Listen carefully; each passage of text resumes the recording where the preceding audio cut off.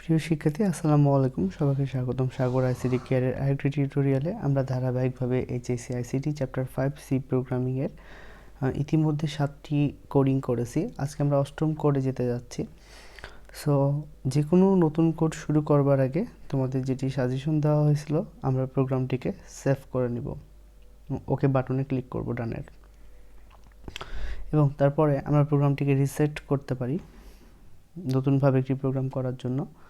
আজকে আমরা যে প্রোগ্রামটি করব, শুরুতেই সেটি আমি আগে ঘোষণা করে দিচ্ছি ডাবল স্ল্যাশ দিয়ে। আমরা কিসের প্রোগ্রাম করতে যাচ্ছি?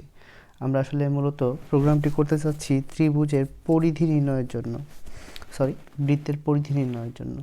অর্থাৎ পরিধির ইংরেজি আমরা জানি সার্কামস্ট্যান্স। ঠিক আছে, সার্কামস্ট্যান্স বের করব, এবং এটা হচ্ছে কি সার্কেল সার্কামস্ট্যান্স সেটা উল্লেখ করে দিব, কেননা পরিধি অন্যগুলোরও হয়ে থাকে। Circle circumstance. সো আমরা বৃত্তের পরিধি নির্ণয়ের সূত্র জেনে আছি, যেটা আমরা আসলে জেনে থাকি যে এরিয়া। তার সূত্রটা আমি এখানে লিখে দিচ্ছি, কেননা ডাবল স্ল্যাশের পরে যতটুকু লেখা হয় কোড সেটাকে রান করে না, কোড সে অংশটুকুকে রান করে না। একটু ওয়েট করবে, আমরা পাই চিহ্নটা যেহেতু নিয়ে আসতে পারবো সেহেতু পাই চিহ্নটা নিয়ে আসবো।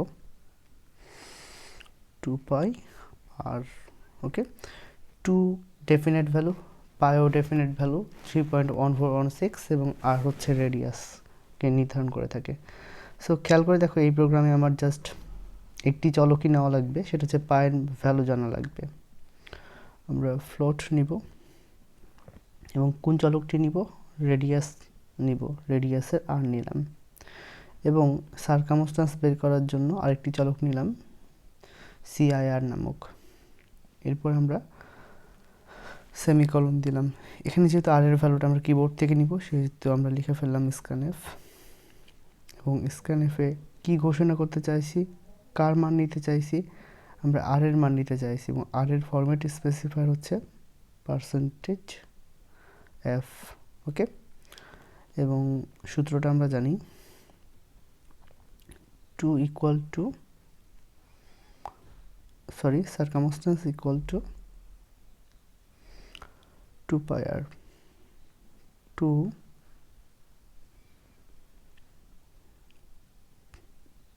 পাই আর, কিন্তু 2 পাই আর লিখলে হবে না, এটা পরস্পর গুণ হয়ে আছে। গুণের সম্পর্ক বোঝাতে আমাদের স্টার ব্যবহার করা লাগবে, এবং যেহেতু পাই চলকটি আমরা ঘোষণা করিনি তাই পাই লিখলে হবে না। এক্ষেত্রে পায়ের জায়গায় ডেফিনেট ভ্যালুটা ইউজ করা লাগবে। পায়ের ভ্যালু আমরা জেনে এসেছি 3.1416। ওকে, 3.1416 আমরা ভ্যালুটা লিখলাম। লেখার পরে তাকে প্রদর্শনের জন্য যে কমান্ডটা ব্যবহার করব, সেই কমান্ডের নাম হচ্ছে প্রিন্টএফ ব্যবহার করব। প্রিন্টএফে আমরা কাকে প্রদর্শন করতে চাই? আমরা প্রদর্শন করতে চাই সার্কামস্ট্যান্সকে। সো তার ফরম্যাট স্পেসিফাই লিখে দিব, যাকে প্রদর্শন করতে চাই তার। আমরা সার্কামস্ট্যান্সকে প্রদর্শন করতে চাই, তার ফরম্যাট স্পেসিফায়ার হচ্ছে %f। ওকে, এবং সেটা আমি কি নামে প্রদর্শন করতে চাই? সার্কামস্ট্যান্স হিসেবে। ওকে, এতটুকু লিখলাম, এবং মান নেওয়ার পূর্বে সে আমাকে দেখাবে যে কার ভ্যালু নিব আমি। সেটা লেখার জন্য আমরা লিখব প্রিন্টএফের ডাবল কোটেশনের ভিতরে enter the value of radius. Okay, এতটুকু লিখলাম। এবার আমরা কোডটা রান করাতে পারি। আমাকে দেখাচ্ছি যে প্রোগ্রামের কথা ভুল হয়েছে। সো আমরা ভুলগুলো একটু ফাইন্ড আউট করতে পারবো এখান থেকে দেখে। এখানে ফর এক্সাম্পল আমরা প্রিন্ট এফ না লিখে প্রিন্টেড হয়ে গেছে। এই দেখো, কমান্ডই ভুল হয়ে গেছে, প্রিন্ট এফ।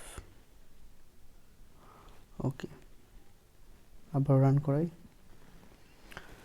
আমাকে রেডিয়াসের ভ্যালুটা চাচ্ছে, রেডিয়াসের ভ্যালু দিলাম ফর এক্সাম্পল 3। ব্যাস, পরিধি বের করে দিয়েছে। এবং রেডিয়াসের ভ্যালুটি সুন্দরভাবে নেওয়ার জন্য \n ব্যবহার করব আমরা। \n। ওকে, প্রোগ্রামটি এবার রান করব। ভ্যালু দিলাম, যদি পরিধি 1 দিই তাহলে তার সার্কামস্ট্যান্স বের হয় 6.28 এরকম ভ্যালু। দশমিকের পর 2 ঘর প্রদর্শনের জন্য আমরা অন্যান্য কমান্ড ব্যবহার করতে পারি। সো এই ছিল বৃত্তের পরিধি নির্ণয়ের সূত্র।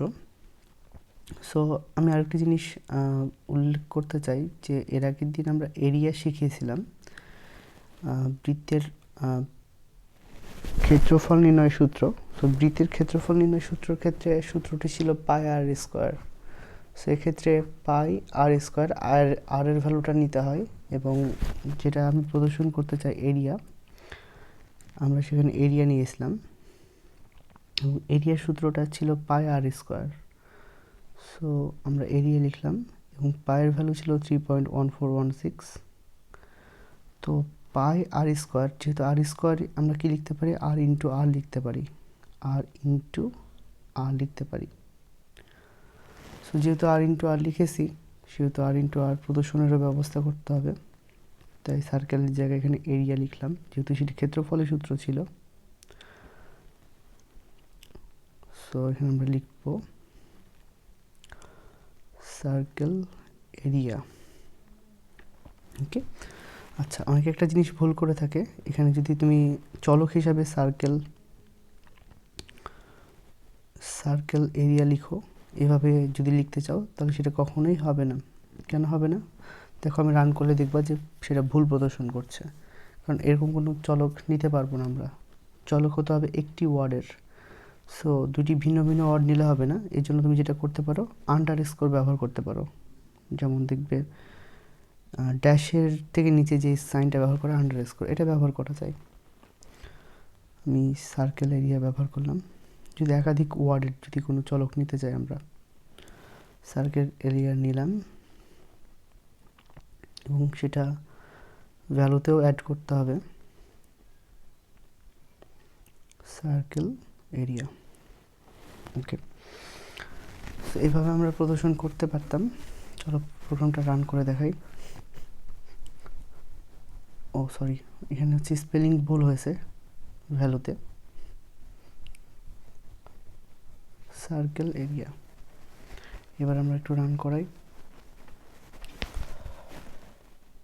ওকে, রেডিয়াসের ভ্যালু দিলেই 2 দিলেই ব্যাস সার্কেল এরিয়া বের করে দেখাচ্ছে। কিন্তু সেটির ক্ষেত্রে আমরা আর ইন্টু আর করেছিলাম সেই প্রোগ্রামে, কিন্তু আর ইন্টু আর যদি এখানে আর স্কোয়ার থাকে তাহলে আর ইন্টু আর দিতে পারি, আর কিউব থাকলে আর ইন্টু আর দিতে পারি। বাট যদি ভ্যালুটা আরও বড় হয়, তাহলে সেক্ষেত্রে কী করব? সেক্ষেত্রে যে কমান্ডটা দেওয়া যায় POW, এটা কমান্ড, এবং ফার্স্ট ব্র্যাকেটের মধ্যে আমরা এই কমান্ডটা লিখে দিতে পারি। কেমন? যেমন আর স্কোয়ারের আর হচ্ছে বেস এবং স্কোয়ারটা হচ্ছে ঘাত বা পাওয়ার।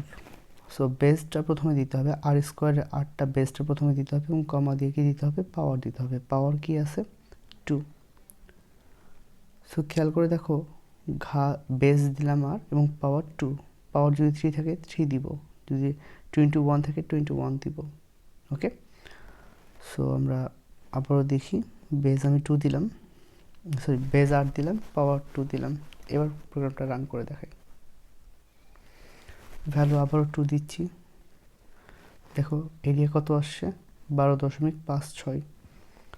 ব্যাসার্ধ 2 দেওয়াতে ক্ষেত্রফল এটা বের হলো।